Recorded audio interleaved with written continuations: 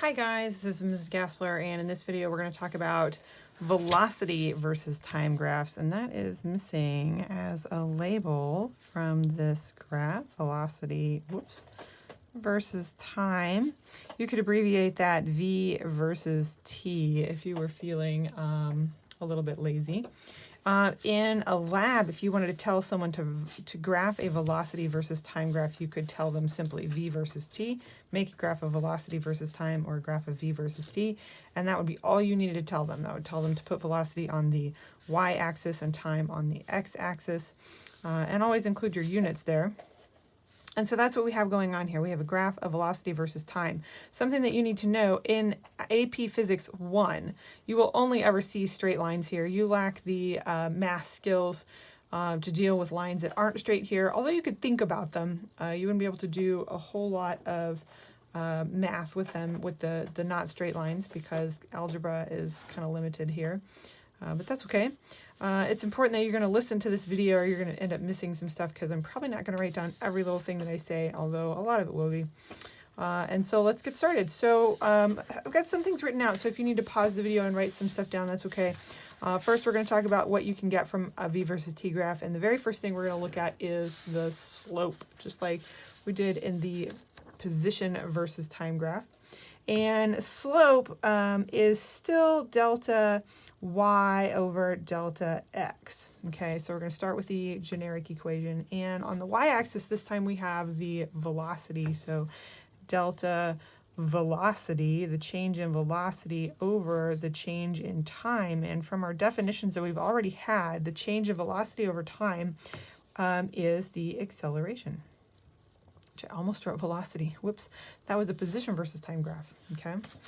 And so when we're looking at the acceleration of an object, that tells us that the velocity is changing. Now this is a one-dimensional motion, so this is going to tell us if we're speeding up or slowing down. But we have to be really careful here, because when we have a negative velocity, we have something else going on. So if our velocity is getting closer to zero, I'm going to put some caution here. Okay.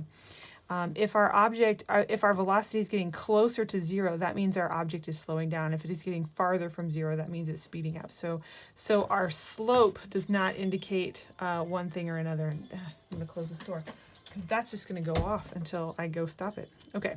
I don't even know if you can hear that. All right, so if my slope is positive, that does not indicate that my object is speeding up.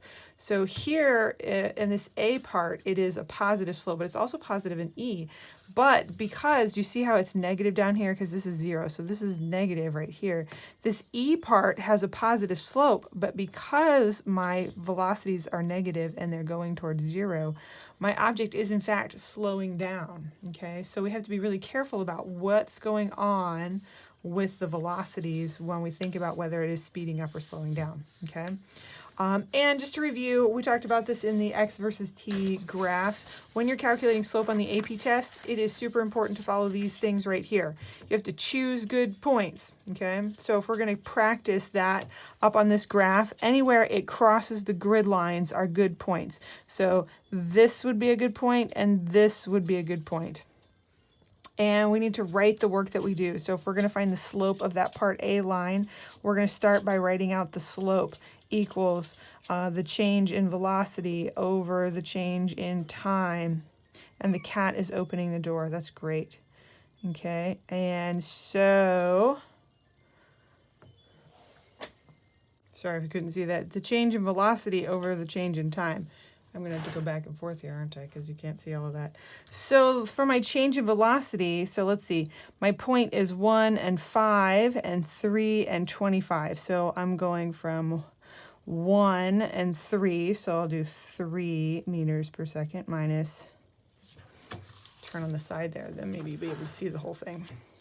3 minus 1 meter per second for my velocities, and my time goes from 25 and 5, so 25 meters per second minus 5. Whoops, that's just seconds.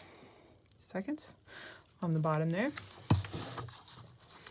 And I included my units there, okay? So that's the work that I did. And so let's see, 3 minus 1 is 2. How convenient. I can do this math. And 25 minus 5 is 20 seconds. Ooh, 2 divided by 20. Now that may require a calculator for you. I don't know, but that's 0.1 meters per second squared. Now, if you are still struggling with the units here, make sure you ask your teacher. She'll be happy to explain that to you, or he'll be happy to explain that to you if you're in a different classroom and it's not me. And so I've done that. Now, if I needed a best fit line, like I had data instead of an actual graph that I'm finding the slope from, I wouldn't use data points. I would draw a best fit line, and then I would find points on my line that I drew that crossed the grid lines, and those would be the points that I used, and I would circle those, okay, to find my slope. Now, there's one more thing. In the position versus time graph, just finding the data, the slope is really all you can do. But from a velocity versus time graph, we can get more. And that's exciting. I'm excited, okay? Because we can find the area under the curve. It's great. I love this part, okay? So if we look at the area under the curve, and so I'm going to draw it on here, so I can figure out from the area under the curve how far, wait, hang on, I should draw this, okay? So if I want to find the area under the curve, and I'm going to start by shading it in, so let's find what this part right here means, just from right here, from 0 seconds to 25 seconds, okay? So if I look at the area, that's going to be the change in x times the change in y. Now the change in x is the time, and the change in y is the velocity. And I don't know if you remember, we wrote down an equation where we had v times t, and that was the distance. Do you remember that? Distance equals velocity times time. And we've had some variations here, and so if you are wondering, well, this is like a curve though. It's like it's not even straight, but it still works even for what do you call this? A changing velocity. It works here too, and we have some other equations.